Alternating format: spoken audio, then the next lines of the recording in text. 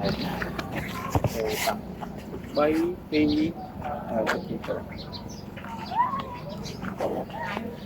thế ta 3 2 1 ពីដំបូងយើងចូលទៅក្នុងការចាប់ផ្ដើម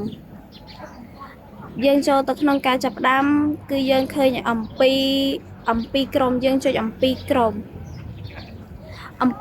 គឺយើងប្រាប់អំពីសាលារៀននិងសមាជិកអំពីមេរៀនមាននិយមន័យយើងចុចនិយមន័យគឺយើងដាក់ដូចជាការដាក់និយមន័យជាដើមបញ្ហាប្រឈម